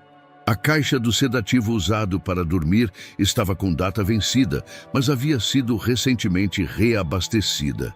O anti-inflamatório estava lacrado, mas não registrado no último relatório médico. Pegou um dos frascos manipulados. Leu a etiqueta. Dr. Ivan Matos, fórmula personalizada, dosagem a critério clínico. Aquilo bateu como um sino. O nome, Laura mencionou. O médico que manipula os remédios. Renato trincou os dentes. Guardou o frasco em um envelope. Naquela noite, durante o jantar, Natália falava sobre reformar o quarto de Davi para deixá-lo mais alegre. Podemos colocar prateleiras com brinquedos educativos. Você sabe, algo que estimule o desenvolvimento dele. Renato apenas observava. E aquele terapeuta que sugeri, o sensorial, ele é ótimo com traumas de longa duração. Ele sorriu brevemente. Natália, quem indicou o Dr. Ivan para você? Ela congelou por meio segundo. Como? O médico, o clínico. Quem indicou? Ah, foi uma amiga. Da clínica de estética. Ele também atende adultos. Me receitou uns suplementos um tempo atrás. Renato assentiu. O silêncio seguinte durou longos minutos. Mais tarde, quando ela dormia, ele desceu até o escritório. Pegou o frasco manipulado e o colocou na pasta. Em seguida, buscou o contato de um farmacêutico conhecido. Alguém discreto, confiável. Preciso que você analise isso, sem registro. Só para mim. Amanhã cedo. Algum problema? Talvez não. Mas se for, é grave. Renato passou a noite em claro, revendo mentalmente cada momento com Natália desde o acidente. Lembrava da comoção, dos gritos, do choro teatral. E agora, da doçura forçada, do cuidado em excesso, das frases perfeitamente ensaiadas. Começava a sentir culpa por não ter acreditado em Laura e dúvida sobre tudo. Renato chegou ao laboratório com passos firmes e o rosto inexpressivo. O prédio era pequeno, discreto, escondido entre clínicas e pet shops em uma rua secundária do bairro. O farmacêutico, um homem de meia idade com jaleco branco e mãos manchadas de tinta de caneta, o recebeu sem muitas perguntas. Trouxe o material? Renato entregou a pasta com o frasco. Preciso saber o que tem aí dentro. E se a dose confere com a prescrição médica, discrição total. Entendido. Posso dar uma primeira olhada agora. Foi para os fundos, deixando Renato na recepção, onde uma televisão pequena passava uma reportagem sobre a alta dos medicamentos infantis. 20 minutos depois, o farmacêutico voltou, o semblante sério. Tem algo estranho aqui. Fale. A fórmula manipulada no frasco tem uma dosagem de sedativo 3 vezes maior do que a indicada para o peso de uma criança. E há um estabilizante de uso veterinário.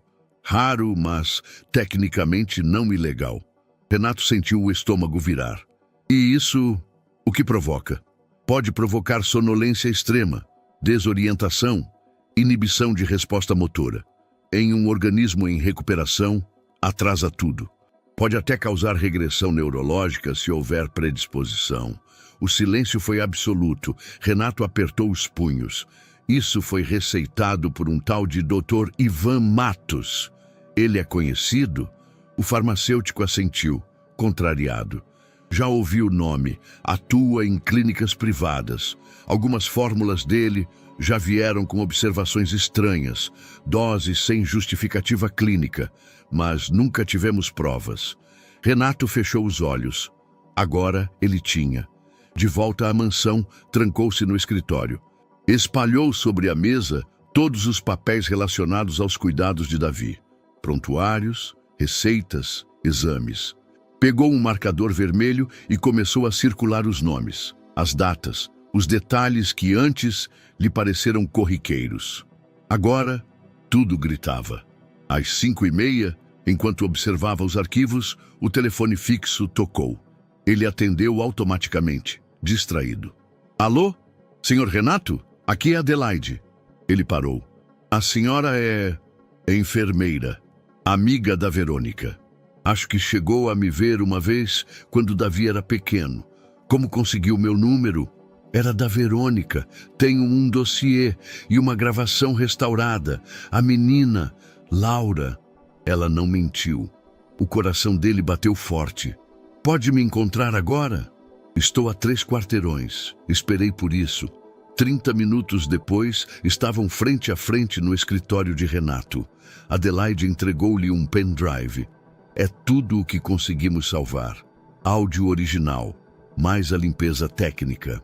Tem o nome do médico, tem a voz da Natália, tem menção aos frascos. Está aí. Renato conectou no notebook. Deu play. A voz de Natália soou clara. Claro que mandei manipular. O mesmo de antes. Mantém ele fraco. Ninguém vai desconfiar. A mãe dele, morta. O pai, ingênuo demais. O silêncio no escritório foi tão pesado quanto um luto. Renato tirou os óculos, deixou-os sobre a mesa. Colocou as mãos no rosto. Chorou. Não com som, não com desespero, mas com a força contida de quem descobre que falhou onde mais deveria ter protegido. Adelaide esperou, respeitosa. Quando ele se recompôs, sua voz estava seca. Ela sempre soube como me dobrar. A fragilidade, a sedução, e eu acreditei nela. A culpa não é sua, mas agora o que importa é o que você vai fazer com isso. Renato se levantou. Eu vou agir, mas não com um escândalo, nem com um impulso. Vai ser frio, vai ser do jeito certo. Pegou o pendrive, o frasco, os documentos. Amanhã, eu a coloco numa armadilha. E você, se aceitar, vai estar por perto. Adelaide sorriu de leve. Quando quiser. Renato apertou a mão dela. Por Verônica, por Laura e por Davi, completou ela. Naquela noite, Renato foi até o quarto do filho. Sentou-se ao lado da cama. Davi dormia, mas seus olhos tremiam sob as pálpebras, como quem sonha com coisas que não pode dizer. Renato segurou sua mão. Me perdoa, filho. Eu deixei o lobo entrar. A mesa de jantar estava posta com cuidado cirúrgico. Louça branca, taças de cristal, talheres de prata, tudo disposto como se nada estivesse fora do lugar. O aroma suave de ervas assava discretamente na cozinha e a música instrumental preenchia o ambiente com uma falsa tranquilidade. Natália apareceu com um vestido azul marinho justo, o cabelo preso com perfeição e um sorriso treinado no rosto. Que raro você marcar um jantar assim de última hora, comentou, beijando levemente a bochecha de Renato. Alguma data especial que esqueci? Ele devolveu o sorriso com contenção. Achei que merecíamos um momento calmo, só nós e um velho conhecido, alguém que eu conheço.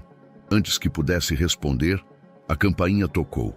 Renato caminhou até a porta com passos firmes. Do outro lado, Dr. Ivan Matos ajustava a gravata, com sua pasta de couro à mão. Boa noite, doutor. Renato, obrigado pelo convite. Espero não ser intrometido. De forma alguma, fique à vontade. Ao entrar, o médico cumprimentou Natália com um aperto de mão curto. Ivan, ela sorriu. Que surpresa. Fico feliz em revê-la, Natália. Ela disfarçou o desconforto com um gole de vinho.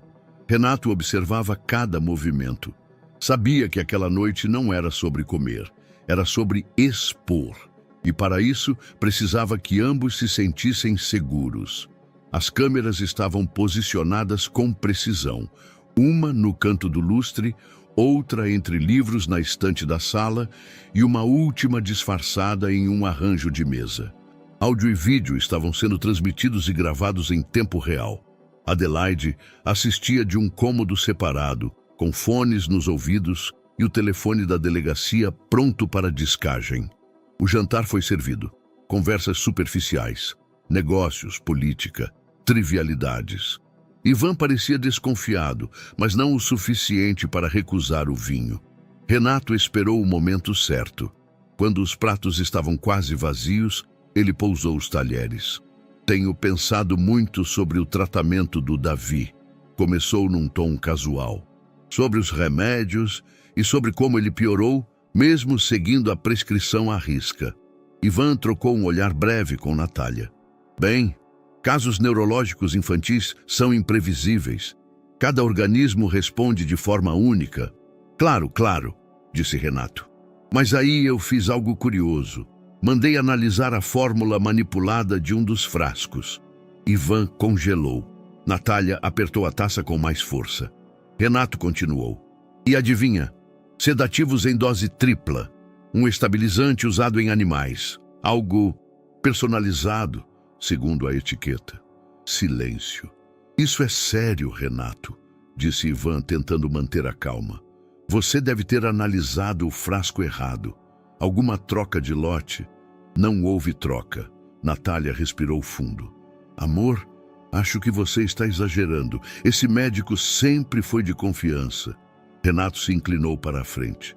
Você disse, Natália, que ninguém desconfiaria, que o pai era ingênuo demais, que era o mesmo de antes. O ar foi sugado da sala. Ivan se levantou. Isso aqui é uma armadilha. Renato também se levantou. Não, é justiça. Adelaide apertou o botão. Lá fora, 2 carros da polícia se aproximavam. Natália levantou-se bruscamente. O rosto dela, que sempre manteve controle, se retorceu em uma expressão de puro pânico. Você não pode fazer isso. Somos casados. Somos uma mentira, respondeu Renato. E acabou. Ela correu para o corredor, tentando alcançar a porta dos fundos. Um dos seguranças tentou contê-la, mas ela o empurrou. Foi quando a porta do elevador interno abriu, e Davi estava ali, na cadeira de rodas, silencioso, imóvel, os olhos dele fixos nos dela. Natália parou. O tempo congelou por um segundo. Então ela caiu de joelhos no chão. A polícia entrou. Ivan foi algemado sem resistência. Natália protestou, gritou, ameaçou processo, exigiu advogado. Mas ninguém a escutava. Davi ainda olhava para ela. E naquele instante, seus olhos disseram tudo. Ela sabia. Ele lembrava. Renato aproximou-se do filho. Ajoelhou-se ao lado da cadeira. Eu vi tudo, filho. E sinto muito. Isso não vai acontecer nunca mais. Davi apertou sua mão. Primeiro fraco, depois com força. Naquela noite, a mansão ficou em silêncio. Mas era um silêncio diferente. Não de medo, de libertação. A claridade do hospital era suave naquela manhã. A janela do quarto de Davi deixava entrar uma luz pálida e calma, que se espalhava pelo chão como um convite ao silêncio. Renato estava sentado ao lado da cama do filho, como fazia há dias. Agora, sem pressa, sem medo, havia algo de diferente no ambiente. A ausência de Natália e do clima opressor que ela deixava no ar tornava tudo mais leve, mesmo que o passado ainda estivesse fresco na memória. O garoto respirava com tranquilidade. Seus olhos, há tempos opacos, agora acompanhavam os movimentos ao redor com uma atenção crescente. Os médicos tinham notado a melhora.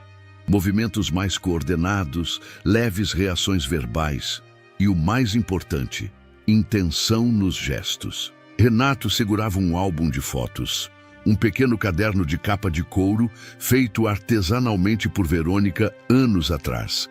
Trazia imagens antigas, os primeiros dias de Davi em casa, momentos ao lado da mãe falecida, registros da babá e até da época em que Verônica ainda morava com eles. Entre as fotos recentes, havia uma tirada discretamente por Adelaide. Laura sentada em um banco da unidade de saúde, o rosto virado para o lado, olhando para o nada. A imagem capturava uma expressão difícil de definir. Dor, esperança, espera. Renato colocou o álbum sobre o colo de Davi. "Você quer ver, filho?" Davi piscou lentamente. Renato virou as páginas com cuidado, comentando baixinho cada lembrança. Quando chegou à imagem de Laura, notou um leve movimento na mão de Davi. O menino ergueu o dedo, apontou. Depois, num esforço lento, bateu uma vez com a mão sobre o peito. "Ela?" Davi repetiu o gesto. Apontou para a foto. Tocou o próprio peito. Depois, fez um sinal com o dedo no ar como se desenhasse um coração. Renato entendeu. "Ela te salvou?" Davi assentiu. Os olhos de Renato se encheram d'água. Horas depois, ele caminhava por ruas do centro com passos incertos, o coração apertado por uma culpa que ainda doía. Em uma das mãos, carregava a foto de Laura. Na outra, o telefone com o número de Adelaide. Foi ela quem disse: "Ela vai sempre para a mesma praça. Tem um balanço quebrado, uma árvore com um banco torto." Renato a encontrou sentada no chão, de costas para ele. Usava o mesmo moletom rasgado. Os cabelos estavam presos de qualquer jeito e os pés descalços descansavam sobre a grama irregular. Ela brincava com uma folha seca, girando-a entre os dedos como se fosse o último brinquedo do mundo. Renato se aproximou em silêncio. Parou a poucos metros dela. Não disse nada. Laura virou o rosto. O tempo congelou. Ao vê-lo ali, com o rosto exposto ao sol e os olhos molhados, ela levantou-se lentamente. Seus lábios tremeram, os olhos marejaram. "Você veio." Renato assentiu. "Davi falou. Apontou sua foto.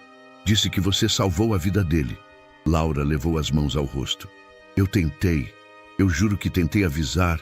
Eu sei. E eu..." Ele engasgou. "Eu não ouvi. Não quando devia." Ela chorou, sem som. Ele se aproximou e a abraçou. Devagar, forte, como quem segura alguém que quase se perdeu para sempre. Ficaram ali por minutos longos e silenciosos. Até que Laura perguntou: "Ele tá bem?" "Vai ficar. E agora, ele sabe que não tá sozinho." Ela se afastou um pouco, ainda com os olhos molhados. "E eu? Eu tô sozinha." Renato ajoelhou-se, ficando da altura dela. Não mais. A mansão parecia diferente agora. Não havia mais o peso invisível que antes parecia prender o ar. O silêncio ainda existia, mas era um silêncio novo, mais próximo do descanso do que da opressão. Quando o carro de Renato passou pelos portões principais, Laura permaneceu em silêncio no banco de trás. Segurava a mochila encardida contra o peito, como se ainda não acreditasse que aquele momento era real. "Você pode entrar", disse ele com suavidade. Essa casa era da sua mãe também, de certa forma. Ela ajudou a construir cada canto. E agora é sua também, se você quiser. Laura assentiu, mas não respondeu. Ainda havia medo, ainda havia desconfiança. Quando se vive tanto tempo esperando que tudo seja tirado, até a bondade parece armadilha. A primeira coisa que sentiu ao entrar foi o cheiro, não de perfume ou limpeza, mas um cheiro guardado, conhecido, um leve resquício de lavanda com sabão de coco que vinha do andar de cima. Ela fechou os olhos por um segundo.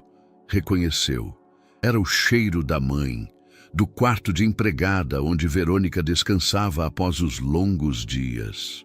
Seu quarto pode ser onde quiser, disse Renato. Mas se quiser ver o da sua mãe, ainda está ali.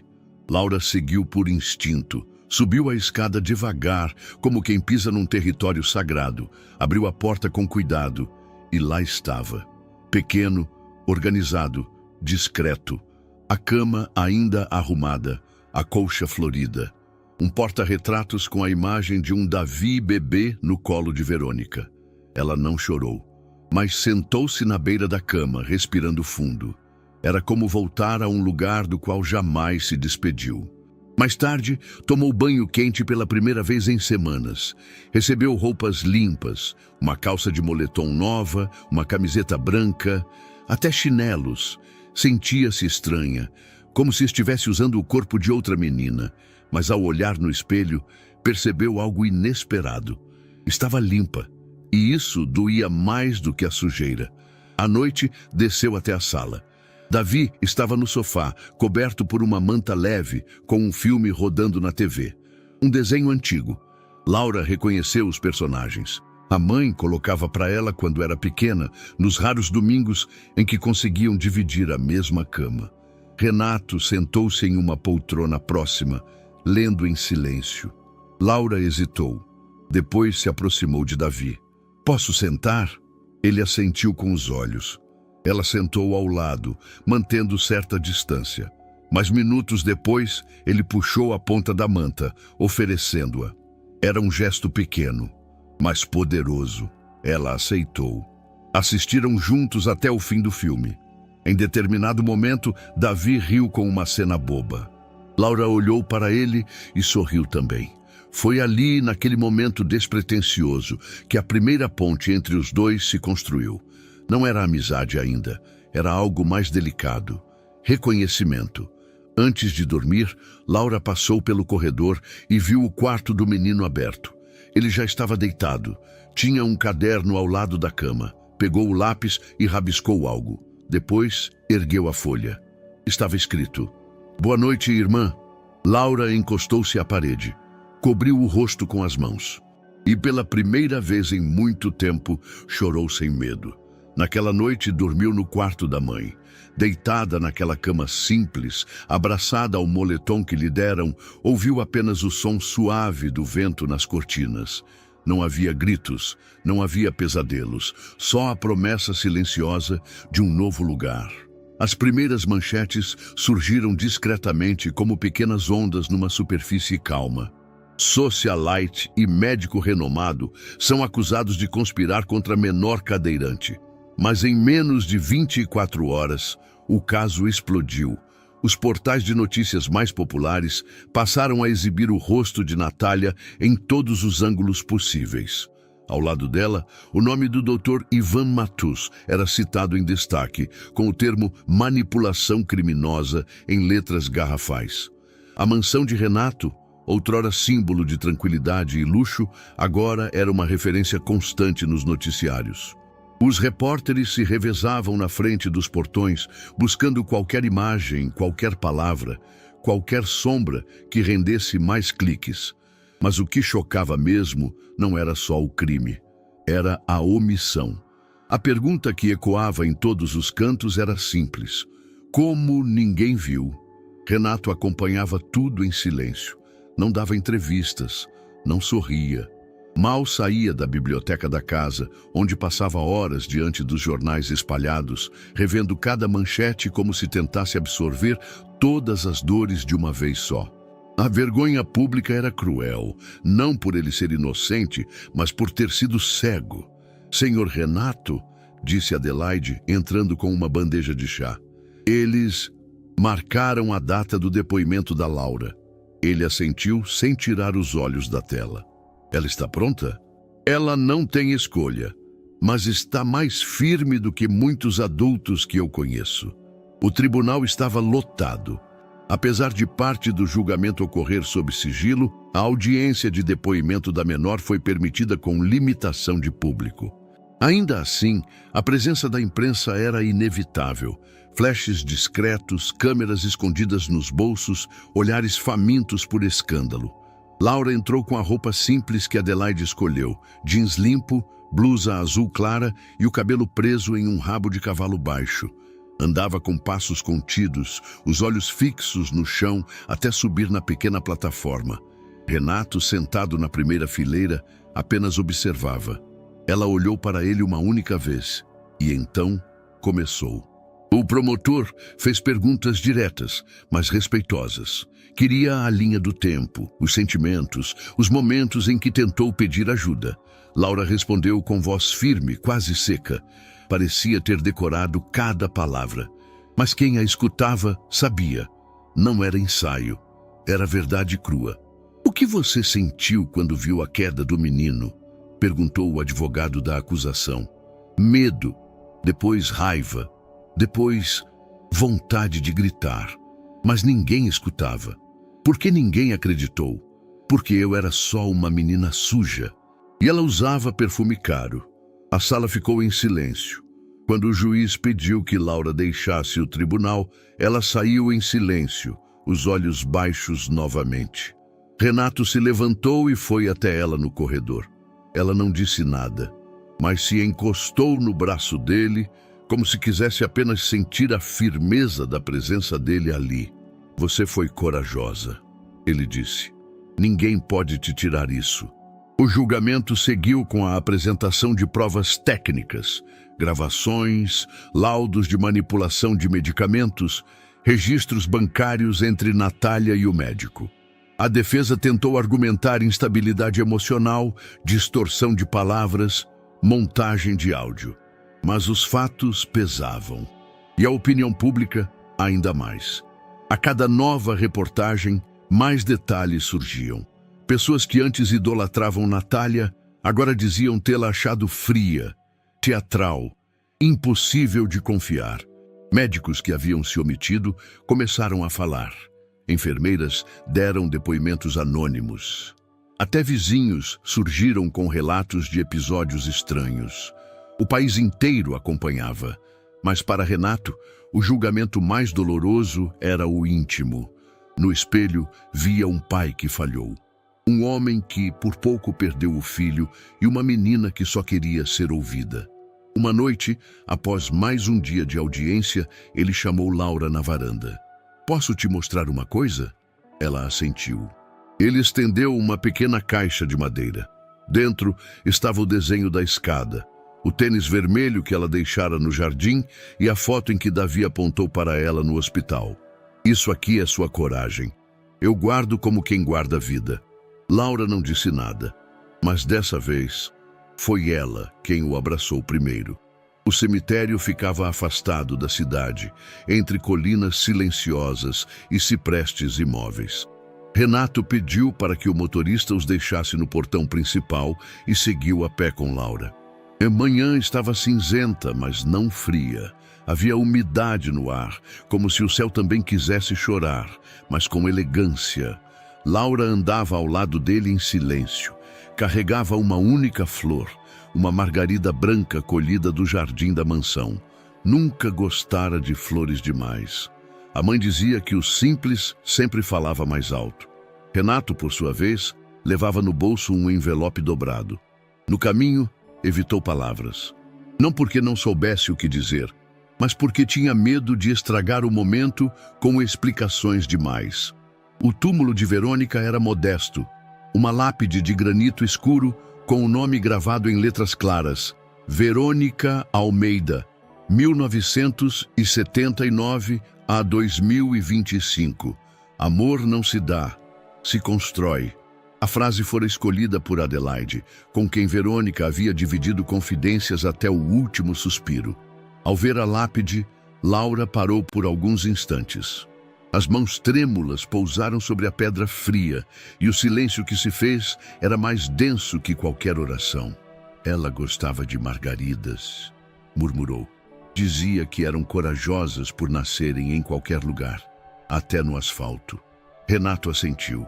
Laura colocou a flor com cuidado sobre a base de pedra. Ficou de joelhos e sussurrou algo que nem o vento conseguiu ouvir. Renato esperou. Só depois de longos minutos, ele tirou o envelope do bolso. Tem algo que eu queria te mostrar. Laura levantou-se, os olhos úmidos, mas atentos. Ele abriu o papel devagar. Era um documento provisório, ainda com selo cinza, mas o conteúdo era claro. Pedido de adoção. Requerente, Renato Brandão. Requerida, Laura Almeida. Ela leu devagar. Depois de novo. E pela terceira vez, só para ter certeza de que não estava inventando o que via. Você quer me adotar? Não só quero, respondeu Renato com a voz embargada. Eu preciso. Você mudou tudo. E eu quero te dar o que sua mãe me pediu que eu desse, mesmo sem saber. Um lugar, um nome, uma casa, um futuro. Laura não respondeu de imediato. Olhou para o céu, depois para a lápide. Eu não sou boa com isso. Com família. Eu quebro as coisas. Eu fujo. Eu também, ele disse. Por dentro, eu também quebrei e fugi. Mas talvez seja a hora de pararmos de correr. Laura abaixou a cabeça. Depois a ergueu com esforço. Eu posso te chamar de... Ela hesitou. Pai! Renato sentiu os olhos arderem. Só se você quiser. Ela correu até ele e o abraçou com força. Obrigada, pai. O vento soprou mais forte naquele instante, como um sinal. A menina de rua agora tinha nome, tinha lar, e, enfim, sentia que pertencia a algo maior do que a própria dor. As noites voltaram a ser longas para Laura, não por causa do frio, da fome ou do perigo. Esses haviam ficado para trás. Agora, o que a despertava eram imagens internas, o empurrão silencioso, o grito que nunca saiu, o rosto de Davi caindo. E, acima de tudo, a dúvida nos olhos de Renato quando a mandou embora da mansão. Eu tentei avisar. Ela murmurava no escuro, entre um sonho e outro, sempre com os punhos cerrados sob o travesseiro. Renato percebeu. Certa madrugada, ao passar pelo corredor, viu a luz do quarto dela acesa. Bateu suavemente. Tudo bem? Laura hesitou. Depois respondeu. Eu tô bem. Só não consigo desligar a cabeça. Ele não insistiu, mas no dia seguinte procurou ajuda. A terapeuta era uma mulher de voz doce e olhar firme. Psicóloga especializada em traumas infantis, indicava livros que ninguém lia e perguntava com o tipo de delicadeza que parecia rasgar por dentro. Você não precisa falar tudo hoje, disse ela na primeira sessão. Só o que conseguir. Laura sentou no sofá com as pernas encolhidas, os olhos fixos no tapete. É estranho falar com alguém pago para ouvir, disse num sussurro. A terapeuta sorriu. Mas às vezes é o que a gente mais precisa. Nas primeiras sessões, Laura mal falava. Resumia-se a acenos, frases soltas, metáforas confusas. Até que, certo dia, rabiscou em uma folha. Toda vez que fecho os olhos, é como se estivesse esperando ser expulsa de novo. A frase atravessou Renato como um punhal. Ela acha que não pertence, disse a terapeuta no carro. Mesmo depois de tudo, pertencer não é um papel assinado, Renato. É um processo, e você faz parte disso. Enquanto isso, Davi também começou terapia. A psicóloga infantil usava jogos visuais, quadros sensoriais e cartas com expressões faciais. Aos poucos, o menino voltou a demonstrar mais do que gestos. Começou a usar palavras soltas, desenhos mais elaborados e até escreveu frases completas sem ajuda. Num dos exercícios, desenhou a casa com 3 figuras: um homem alto, uma menina de tranças e uma criança em cadeira de rodas. No teto, um coração gigante. Renato acompanhava tudo com humildade. Pela primeira vez, deixou de tentar resolver tudo. e começou a estar. Sentava-se para tomar café com Laura mesmo quando ela não falava. Levava Davi ao parque e ficava só observando-o brincar em silêncio. Começou a aprender os nomes dos traumas, das reações, das feridas não visíveis. Numa das conversas com a terapeuta, ouviu: famílias não nascem prontas, são feitas de camadas, e essas camadas às vezes se chocam, mas é aí que elas se tornam reais. Certa noite, Laura pediu para dormir com a porta entreaberta. Por quê? Perguntou Renato sem julgamento. Porque quando a porta está fechada, parece que eu não posso sair se tudo desmoronar. Ele assentiu. A porta vai ficar aberta, sempre que você quiser. Ela não sorriu, mas dormiu a noite inteira. Um dia, enquanto assistiam a um filme juntos, Davi encostou a cabeça no ombro dela. Tá com sono? Ela perguntou. Ele fez que sim. Renato, que lia no sofá ao lado, olhou a cena e sorriu. Não disse nada. Laura então murmurou: tá virando costume, hein? Davi deu um pequeno riso, o primeiro em dias. E assim, entre sessões, madrugadas e silêncios acolhidos, os três começaram a se parecer com uma família. Não uma dessas de propaganda de margarina, uma real, cheia de rachaduras. Mas agora, sendo colada com verdade. Na manhã em que tudo começou, o céu estava limpo como não se via havia semanas. A grama, ainda úmida pelo orvalho, refletia o brilho suave do sol. Laura, com uma enxada pequena nas mãos e um boné torto na cabeça, olhava para o canteiro diante de si com olhos determinados. Aqui vai ser o escorregador, e ali, ela apontou, a caixa de areia, mas com tampa, pro caso de chover. Davi, ao seu lado, sorria. Estava em sua cadeira motorizada nova, com um caderno no colo e um marcador colorido na mão. Ele desenhava o esboço do que o espaço se tornaria. Um parque acessível, pequeno, mas cheio de significado. Renato os observava da varanda com um café na mão. A cena parecia saída de um sonho que ele nunca soube que sonhava. A ideia do jardim foi de Laura. A casa precisa de um lugar que seja nosso. E se for para brincar, o Davi tem que poder brincar também. Renato acenou. Então vamos fazer juntos. Durante dias, trabalharam lado a lado. Jardineiros, arquitetos, até um engenheiro que adaptou os brinquedos com rampas e suportes personalizados. Mas foram Laura e Davi que definiram tudo. Cores, formas, onde iriam as flores, onde não podia ter degraus. Era mais do que construção, era cura. Em uma tarde, enquanto plantavam girassóis em fileira, Davi fez um desenho de um túnel com entrada em forma de livro. Laura olhou e riu. Você quer um túnel de histórias? Ele assentiu com entusiasmo. Ah, acho justo. Todo herói precisa de um lugar secreto. Davi apontou para ela, depois para si. Laura entendeu. Então somos heróis? Ele escreveu. Sim, machucados, mas heróis. O jardim cresceu rápido. O escorregador foi instalado com lateral acolchoada. A caixa de areia ganhou tampa automática. Um balanço adaptado foi pendurado num carvalho antigo e num canto mais afastado, sob uma árvore torta e cheia de galhos baixos, Laura criou um memorial. Gravou no chão uma estaca de madeira com um laço vermelho. Depois amarrou com cuidado o tênis vermelho no galho mais firme. Davi assistiu em silêncio. Renato se aproximou. Por que o tênis? Laura respondeu sem hesitar. Porque ele me levou até aqui. Porque foi o primeiro passo. Ela limpou as mãos na calça e continuou. Ele é feio, velho e sujo, mas me manteve de pé. E agora, ele pode descansar. À noite, com o jardim já iluminado por luzes solares, os três se sentaram ao redor do túnel de histórias. Davi folheava seu caderno. Laura, com uma manta sobre os ombros, observava o tênis no alto da árvore. Sabe o que eu pensei? Disse ela, virando-se para Renato. Quando a gente reforma um jardim, parece que também está cavando por dentro, arrancando mato, plantando de novo. Renato assentiu. E algumas raízes antigas, mesmo quando doem, ajudam a firmar as novas. Davi rabiscou no quadro. Agora é nosso. Laura sorriu. Agora é lar. E assim, onde antes havia silêncio, agora havia risos. Onde havia fuga, agora havia permanência.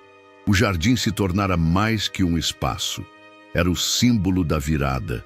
O lugar onde dor virou raiz, onde um tênis pendurado contava uma história de queda, coragem e recomeço. O sol da manhã invadia a sala de aula pelas janelas altas. O professor de português ajustava a pilha de papéis sobre a mesa, enquanto os alunos se reviravam inquietos em suas cadeiras. Era dia de apresentação da redação, a mais aguardada do semestre. Tema: o que significa ter coragem? Laura estava na última fileira. A folha dobrada dentro da mochila parecia pesar mais que o caderno inteiro. Os dedos suavam, mas o coração batia calmo. Pela primeira vez, não sentia medo da própria voz. No jardim da escola, Renato ajeitava a gola da camisa social e olhava para o relógio.